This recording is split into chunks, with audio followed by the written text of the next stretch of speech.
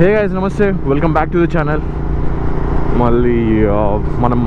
మళ్ళీ as usual మనం బండి ఎత్తే మెకానిక్ తప్ప ఇంకెక్కడికి వెళ్ళలేము కదా. సో నేను చెప్పాను కదా వ్లాగ్లో మెకానిక్ దగ్గరికి వెళ్తున్నాను అనేసి.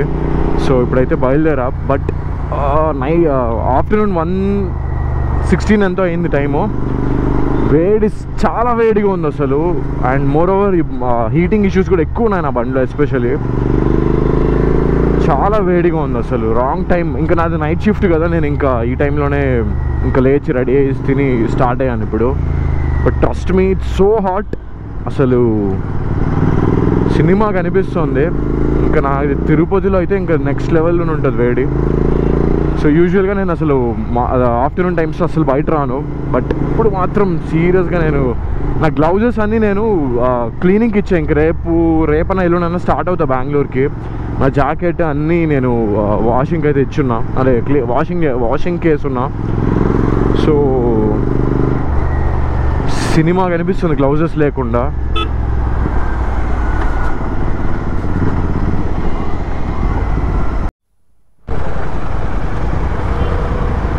నేను ఇంకా బెంగళూరుకి కూడా నైటే స్టార్ట్ అయిపోతా.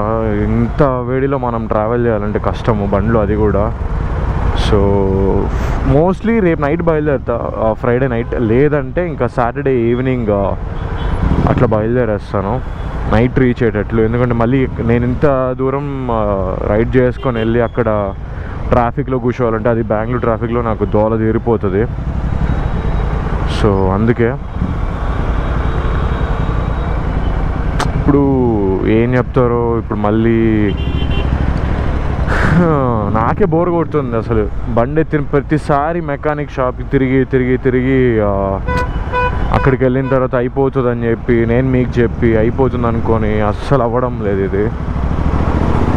అస్సలు ఏంది ప్రాబ్లం? నేను ఇన్ని రోజులు అక్కడ బెండ్ పైప్ అనుకొని నేను ఇంకా అయిపోయింది ప్రాబ్లం సాల్వ్ అనుకునే టైంకి నాకు నమ్మకం లేదు రాయల్ ఎన్ఫీల్డ్ మీద.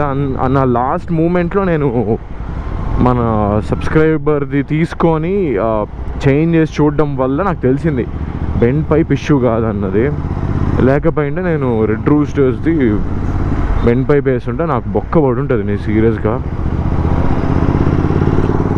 కాళ్ళు మాత్రం కాలిపోతున్నాయి అస్సలే. పైగా హీటింగ్ ఎక్కువ వస్తుంది. ఇంజిన్ ఆయిల్ ఏమైనా చేంజ్ చేయాలనుకుంటా. నేను రేపు మోస్ట్లీ మోటుల్ అయితే ఆర్డర్ పెట్టాల్సి వస్తుంది. రేపు మోటుల్ ఇంజిన్ ఆయిల్ వేసుకొని బయలుదేరేస్తాం. 14,000 తిరిగింది ఎగ్జాక్ట్గా. నేను 11,000కి ఏమో బెంగళూరులో సర్వీస్ చేయించా. 11,000 12,000 సంథింగ్.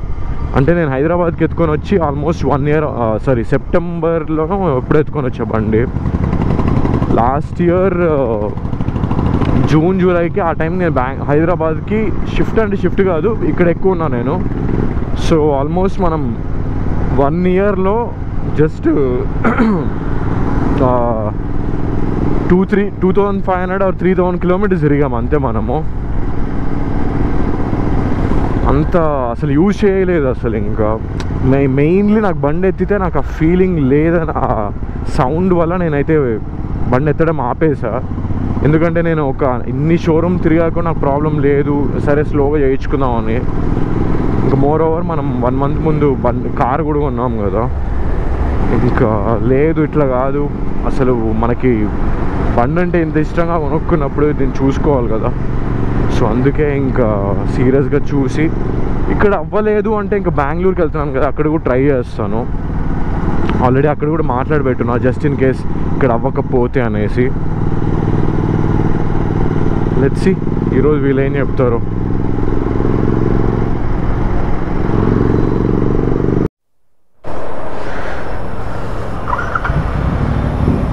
దీన్ని ఎత్తిన ప్రతిసారి ఒక 500 కన్నా పెట్రోల్ పట్టాల్సిందే.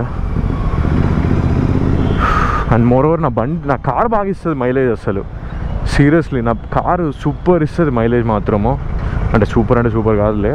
ఒక 4,800కి నేను తిరుపతికి వెళ్ళిపోయి అండ్ ఆల్మోస్ట్ 600 కిలోమీటర్స్ వెళ్ళి అక్కడ ఒక 7 days తిరుక్కున్నా ఆ కార్లో ఎవ్రీడే. ఆల్మోస్ట్ నాకు 800 కిలోమీటర్స్ వచ్చింది ఒక ఫుల్ ట్యాంక్తో. అంటే నేను మరీ అంత ఓవర్ స్పీడ్ అయితే వెళ్ళలేదు కానీ మంచిగా ఇచ్చింది మైలేజ్ మాత్రం.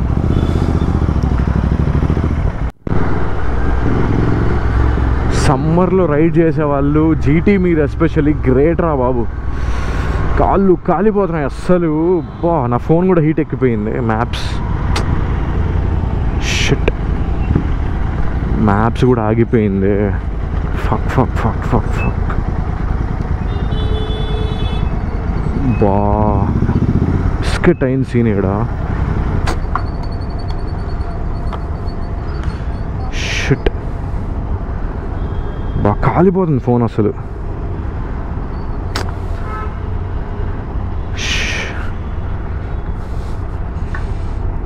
లక్కీగా మన దగ్గర ఇంకొక ఫోన్ ఉంది.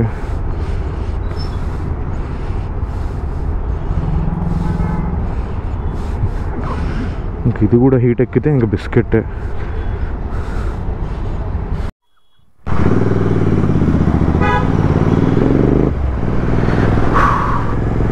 సో అంత వేడిగా ఉందన్నమాట బయట. ఫోనే ఇంకా హీట్ ఎక్కిపోయింది. ఇది కూడా హీట్ ఎక్కితే మళ్ళీ ఏం ప్రాబ్లం లేదు, ఇంకో ఫోన్ ఉంది. బట్ సీరియస్లీ ట్రస్ట్ మీ చాలా వేడిగా ఉంది అసలు. ఈ రోజులు ఏసీలో కూర్చొని ఏసీలో ఉండి బయట రాకుండా మధ్యాహ్నం పూట సినిమా కనిపిస్తుంది.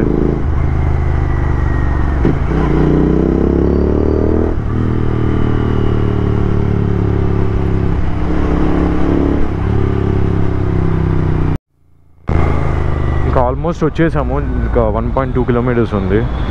బట్ సీరియస్లీ ట్రస్ట్ మీ చాలా వేడిగా ఉంది అబ్బా. తోల తీరి సినిమా కనిపిస్తుంది అసలు. యాక్చువల్గా అసలు ఇంత మంది ఎండలో ఎట్లా తిరుగుతున్నారా బాబు.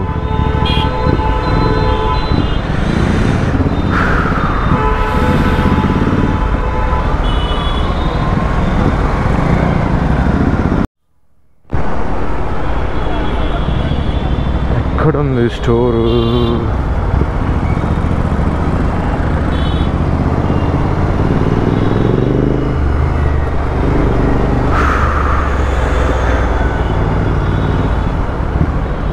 ఓకే, ఇక్కడికైతే వచ్చేసాము.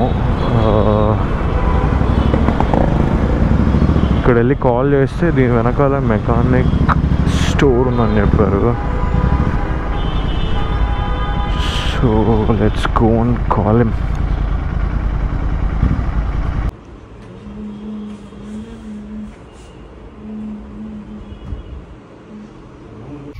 సో మెకానిక్ అయితే రమ్మని చెప్పాడు బండి తీసుకోవడానికి. ఇప్పుడైతే నేను ఏదో ప్రాబ్లం అని చెప్పాడు, క్లెయిమ్ చేసుకోమని చెప్పాడు షోరూమ్లోనే. సో ఇప్పుడైతే బండి అయితే వెళ్ళి కలెక్ట్ చేసుకుని అయితే నేను బ్లాక్ చేస్తాను అక్కడికి వెళ్ళాక. సో ఇప్పుడు ఇంకా బండి అయితే అవ్వలేదు, ఇచ్చేసారు. పేమెంట్ కూడా ఏం తీసుకోలేదు అన్న. ఎందుకంటే ఇది షోరూంలో పెడితేనే మనకి సేఫ్ అని చెప్తున్నారు. ఏదో ఇంజిన్ డౌన్ చేయాలని చెప్తున్నారు, కొత్త ఇంజిన్ ఇస్తారు, ఏదో మాట్లాడమని చెప్పారు. సో ఏం షోరూమ్ అది? ఎర్రగడ్డ షోరూమ్ ఉంది కదా, అక్కడికైతే తీసుకెళ్ళమన్నారు రేపు ఆఫ్టర్నూన్ 12కి. ఇంకా మోస్ట్లీ రేపు ఆఫ్టర్నూన్ అక్కడికి వెళ్ళి బండి అయితే ఇచ్చి ఈయన మాట్లాడతామని చెప్పారు. ఇంకా లాస్ట్ ఆప్షన్ అదే అని చెప్పారు ఇంకా. So let's see. ఇంకా రిటర్న్ అయితే స్టార్ట్ అయ్యాము. కూకట్పల్లిలో ఒక ప్లేస్ ఉంది ఫుడ్, అక్కడికైతే వెళ్తున్నాం తినడానికి. ఇప్పుడు కొత్తగా ఇంజన్ లైట్ కూడా వచ్చింది. నేను అడిగాను ఏం లైట్ వస్తుందంటే అన్నీ ఓపెన్ చేసాం కదా వస్తుంది అన్నాడు. ఇంకా రేపు ఎట్లాగో షోరూమ్కి అయితే ఇవ్వాలని ఫిక్స్ అయ్యాం కదా, ఇంకా రేపే చూసుకుందాము. కాకపోతే మళ్ళీ నేను ఇంత దూరం రావాలి, నాకు అదే ప్రాబ్లమ్. చాలా దూరం అసలు. ఇంత దూరం వచ్చి వాళ్ళు లేదు కాదు అంటే మళ్ళీ నాకు బిస్కెట్ అవుతుంది. లాస్ట్ టైం అట్లే మనోడు చెప్పాడని ఆ షోరూమ్కి వెళ్ళాము, అస్సలు పని కాలేదన్నమాట. బట్ ఏం చేయాలో అర్థం కావడం. తినేమంటున్నాడంటే బెంగళూరుకి ఎత్తుకెళ్ళాలి బండి అంటే మాత్రం ఎత్తుకొని వెళ్ళొద్దు, ఏమైనా ప్రాబ్లం వచ్చే ఛాన్స్ ఉంది. సో కుదిరితే ఇక్కడే ఇచ్చేయమని చెప్తున్నాడు. తనకు తెలిసిన వాళ్ళు కూడా ఉన్నారంట. సో ఇంకా అదే చేయాలి. మనకు కొంచెం తెలిసిన వాళ్ళు ఉంటే కొంచెం ఈజీగా పని అయితే అయిపోతుంది. బట్ మ్యాటర్ ఏంటంటే ఒక 1 to 2 months బండి మన దగ్గర ఉండదు, షోరూంలోనే ఉండాలంట.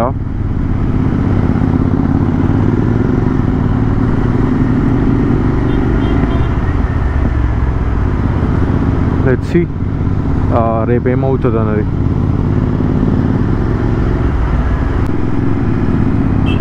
ఆ మెకానిక్ చెప్పిన ప్రకారం అయితే కొత్త ఇంజన్ ఇస్తారంట. అది మరి నాకంత ఐడియా లేదు, నేను ఎప్పుడు వినలేదు. మీకేమైనా ఐడియా ఉంటే నాకైతే కమెంట్ చేయండి. మనోడు కూడా చెప్తున్నాడు ఇట్లా అవుతుంది ఇస్తారు అని చెప్తున్నారు, మరి నేను ఎప్పుడు వినలేదు అనమాట. సో మీకేమైనా ఐడియా ఉంటే నాకు కొంచెం చెప్పండి. ఇట్లా యాక్చువల్గా నేను విన్నాను బెంగళూరులో ఒక అబ్బాయిది, అంటే మా తెలిసిన ఫ్రెండ్ వాళ్ళ ఫ్రెండ్ది ఒకడున్నాడు, వాడిది క్లాసిక్ 350 ఏదో ప్రాబ్లం అయితే వాడు కోర్టులో కేసు వేస్తే దానికి ఏదో సొల్యూషన్ ఇచ్చారంట. 6 months బండి పెట్టుకున్నారంట, కాకపోతే 6 months ఉండి మళ్ళీ ఇచ్చారు బైక్ అయితే. కన్జ్యూమర్ కోర్ట్ ఏదో ఉంది కదా, దాంట్లో కేసు వేస్తే దానికైతే రీప్లేస్మెంట్ చేశారంట.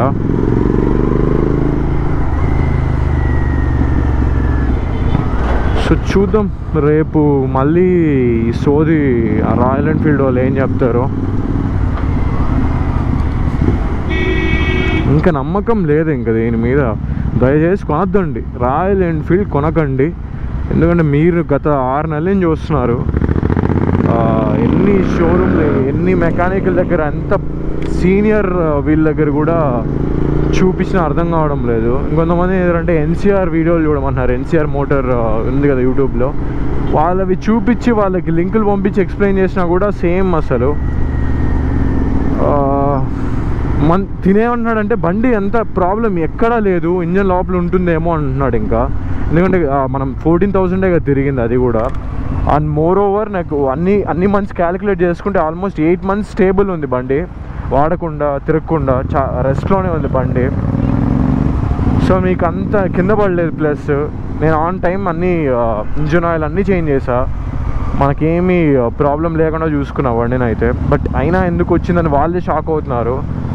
తనేమన్నాడంటే కొత్త బండి అదే నీట్గా ఉంది బండి, ప్రాబ్లం వచ్చే ఛాన్సే లేదు అసలు. ఇంకా బయట అన్నీ చెక్ చేసాము, ఇంకా ప్రాబ్లం ఉంటే మనకి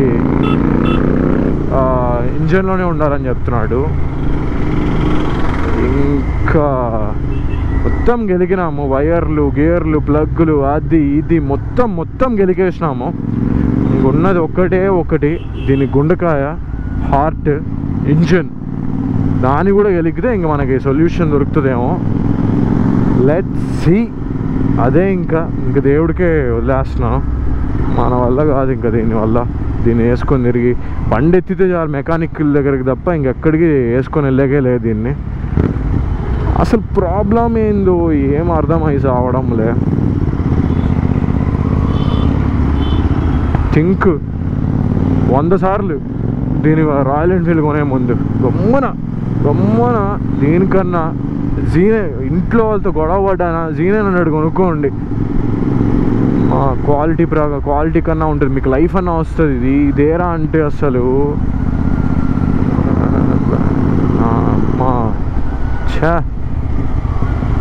ఎక్కువ మాట్లాడితే ఇంకా ఇచ్చేసి స్కూటీ కొనుక్కుంటా. నేను స్కూటీ మీద వ్లాగ్ చేస్తా. బట్ సీరియస్లీ మ్యాన్, ఎంత దీన్ని నమ్మిన ప్రతిసారి హోప్స్ అయిపోద్ది, ఇంటికి ఎత్తుకోవచ్చు, సౌండ్లో వస్తుంది అనే ఎక్స్పెక్టేషన్స్తో వచ్చి ప్రతిసారి డిసప్పాయింట్మెంటే. చీది నా అమ్మ జీవితం. ఎన్నిసార్లు నాకు ఈ పాపం ఇతను ఇంకొక అతను కూడా డబ్బులు అయితే తీసుకోలేదు లాస్ట్ టైము. వాళ్ళు చూసారు నా బాధ, అర్థం చేసుకుని అసలు మనీ కూడా తీసుకోవాలి నేను ఇస్తానంటే. బట్ ఈ పోను మధ్యలో ఖర్చులు, ఇక్కడికి వస్తే నేను మార్నింగ్ నుంచి ఇక్కడే పడి ఉండాలి నైట్ వరకు. లాస్ట్ టైం అయితే అక్కడే నాకు బ్రేక్ఫాస్ట్ అక్కడే, లంచ్ అక్కడే, డిన్నర్ మొత్తం అక్కడే, మొత్తం ఖర్చు. పెట్రోల్ ఇది మైలేజ్ రా, దీనికి ఎత్తిన వెంటనే వెళ్ళేదానికి తిరగడానికి మొత్తం డబ్బులు పట్టాలి దీనికి. సగం ఖర్చు దీనికే అయిపోతుంది. సొల్యూషన్ కన్నా ఖర్చు పెడదామంటే అది అవ్వడం లేదు. I will never suggest any one to go for royal Enfield. Just in case కొంటే మెకానిక్లు మంచి షోరూమ్ మేనేజర్స్ ఉన్నారు మీ దగ్గర అంటేనే తీసుకోండి, లేదంటే నాలాగా తిరుక్కోవాల్సి వస్తుంది.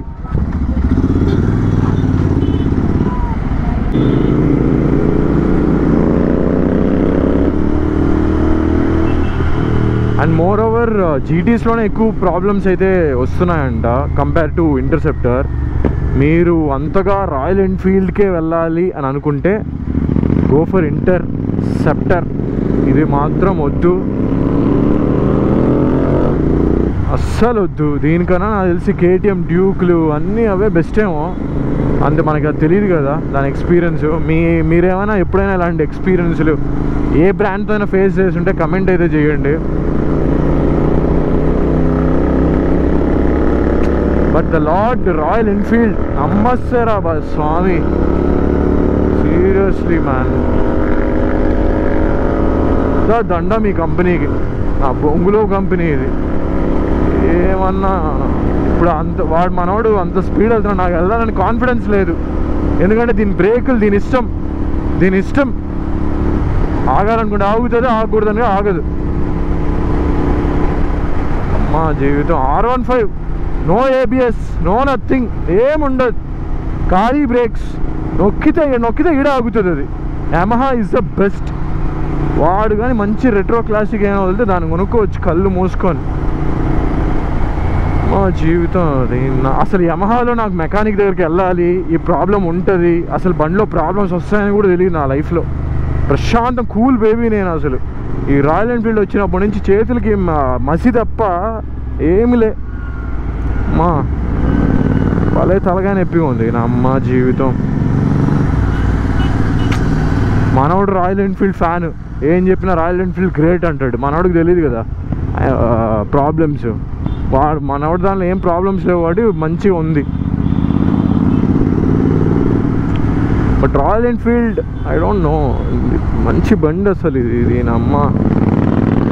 ఏమిరా ఉన్నారు సర్వీసులు ఏం బొచ్చు బీక్తున్నారు వీళ్ళు, నాకు అర్థం కావడంలా. కంప్లైంట్ ఇస్తే రైజ్ ఏం చేయరు, 2 రోజులు పెట్టుకుంటారు, వాటర్ ఆయిల్ చేసి అయిపోయింది సార్ అంటారు. ఇప్పుడు నేను ఈరోజు ఇచ్చిన బండికి కూడా, ఈరోజు ఇచ్చిన మెకానిక్ కూడా నేను ప్రాబ్లం చెప్పలే అసలు. ఎత్తుకోమే ఆడ పెట్టి నేను చెప్పే లోపల బండి ఆన్ చేశాడు, ఇటు పక్క సైడ్ ఇది రావడం లేదు సౌండ్ అనేసి ఆయన క్లియర్గా చెప్తున్నాడు.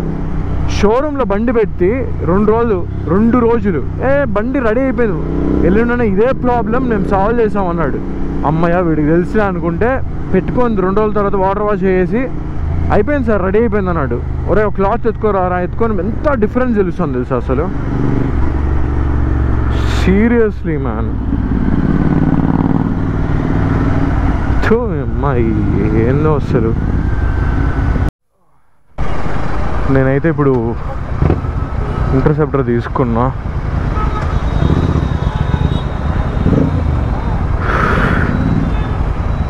ఎట్లుంది సౌండ్ ఎట్లుంది?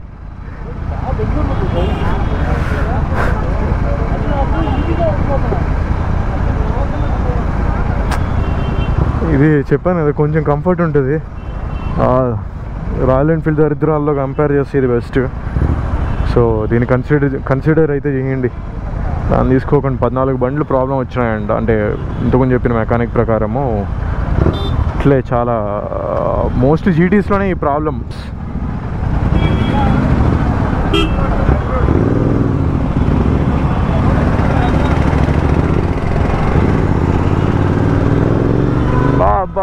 బా ఈ సౌండ్ 2 చెవులకి సుఖంగా ఉంది తెలిసిన. హెల్మెట్ లోపల నుంచి ఆ 2 సౌండ్ డాల్బీ అట్మాస్ లాగా బా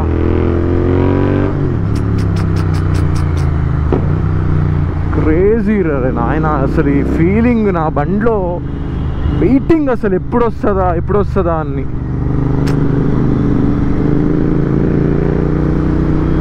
చా నేనైతే సీరియస్ చాలా మిస్ అవుతున్నా.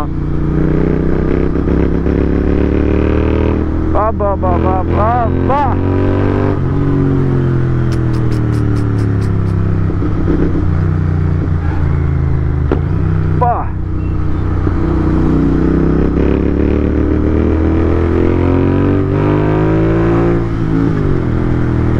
సీరియస్లీ మ్యాన్ క్రేజీ ఉంది సౌండ్.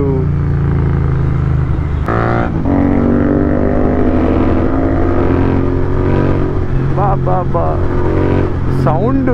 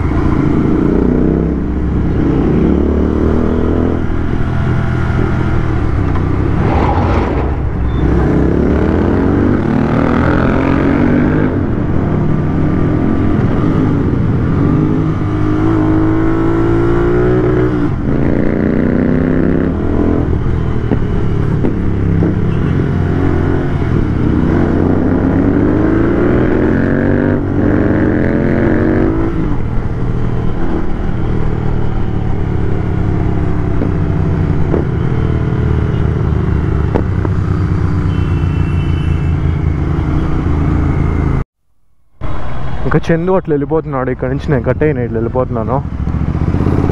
కానీ ఇంతసేపు బాగా ట్రాక్ చేసామని, చాలా రోజులైంది అసలు. ఎంత అంటే బాగా ఇట్లా బండి తోలి ఆ ఫీలింగ్ చాలా బాగుంది. కానీ మనకి ద ఓజీ సౌండ్ ఉంటే, ఓజీ అంటే అదే 2 ఎగ్జాస్ట్ సౌండ్ ఉంటే ఇంకా బాగుంటుంది. సో యా, రేపైతే మళ్ళీ షోరూమ్కి అయితే ఎత్తుకెళ్ళమని చెప్పారు బండి. ఇప్పుడు వెళ్ళిన మెకానిక్ తనకి ఒక షోరూంలో ఎవరు తెలిసిన వాళ్ళు ఉన్నారంట, తనైతే నీకు మనకి హెల్ప్ చేస్తానని చెప్పాడు. కాకపోతే ఇక్కడ నుంచి ఎర్రగడ్డకి వెళ్ళాలంటేనే చాలా దూరం, మళ్ళీ ఎండలో వెళ్ళాలంటే దోల తీరిపోతుంది. But anyways it's okay, last day try చేద్దాం. ఇంకా కుదరకపోతే ఏం చేయాలో మరి నాకు తెలీదు, ఎందుకంటే వెళ్ళిన ప్రతిసారి అవుతుంది హోప్ఫుల్లీ అనుకున్నాం, కానీ బొంగు కూడా అవడంలా. రేపు ఇంకా ట్రై చేస్తాం షోరూంలోనే, వీలైనంత ట్రై చేసి ఆ షోరూంలో తనకు తెలిసిన వాళ్ళు ఉన్నారంట, ఇంకా మాట్లాడి ఏదో ఒకటి చేసైనా అక్కడికి మనము బండి అయితే పెట్టి, కాకపోతే 2 months ఉంటుందంట షోరూంలోనే. కొత్త ఇంజన్ అయితే ఇస్తారని చెప్తున్నాడు అన్న, మరి చూద్దాం ఏమవుతుందో. రేపు మళ్ళీ అది కూడా వ్లాగ్ చేస్తా, ప్రతి ఒక్కటి డీటెయిల్డ్ ఇన్ఫర్మేషన్ ఉంటే మీకు కూడా హెల్ప్ అవుతుంది కదా ఫ్యూచర్లో. టచ్ ఎవరికి ప్రాబ్లం అయితే రాగు, ఏ ప్రాబ్లం అయినా వచ్చినా పర్వాలేదు, కానీ ఈ ప్రాబ్లం మాత్రం రాకూడదు. ఇలాంటి ప్రాబ్లమ్స్ మనం ముందు చూపించిన మెకానిక్ షాప్ వచ్చి ఇదనమాట, బుల్లెట్ ఏదో ఉంది అక్కడ, the bullet zone. So yeah, so ఇక్కడికైతే బ్లాగ్ ఇక్కడే ఎంజాయ్ చేస్తున్నా యాజ్ ఆఫ్ నౌ అంతే. ఇంకా మనకి దీనికి మించిన ఇన్ఫర్మేషన్ ఏమి ఇవ్వలేదు వాళ్ళు కూడా. ఇంజన్ ప్రాబ్లం, పిస్టన్ అని చెప్పారు, కానీ ఇప్పుడు అది కాదంట. ఇంజన్లో అతను కూడా ఏదో ఇంజన్ చెక్ చేయించాలి, రైట్ సైడ్ ఏదో చెప్తూ ఉన్నాడు. ఇంకా అది డైరెక్ట్ షోరూంలో చేసుకుంటేనే బెస్ట్, బయట చేయించాలంటే 45K అవుతుంది, ప్లస్ బండి కూడా నీట్ కండిషన్లో ఉంది. సో వాళ్ళు కూడా చేస్తారు ఖచ్చితంగా. ఇలాంటి ప్రాబ్లం ఉందంటే మీరు మరీ 25-30,000 తిరిగేసి ఇస్తే వాళ్ళు లేదు డబ్బులు పే చేయమంటారు. ప్లస్ మన అండర్ వారంటీ ప్లస్ మన ఎక్స్టెండెడ్ వారంటీ కూడా తీసుకున్నాం కదా, సో దాంట్లోనే క్లెయిమ్ అయిపోద్ది అంట. అది మాట్లాడేటట్టు చేస్తానన్నాడు అతను అయితే. సో చూద్దాం ఏమవుతుందో, అది కూడా మీకు అప్డేట్ ఇస్తా. నేను రైడ్ ప్లాన్ చేసుకున్న ప్రతిసారి ఇదే అవుతుంది, ఇది అవుతుంది అనుకున్నాను, కానీ అవ్వలేదు. So yeah, that's it for today guys. Hopefully మీకు ఈ వ్లాగ్ నచ్చిందని అనుకున్నాను. నచ్చుంటే వీడియోని అయితే లైక్ చేయండి, ఛానల్ కన్నా కొత్తగా వచ్చింటే సబ్స్క్రైబ్ చేసుకోండి.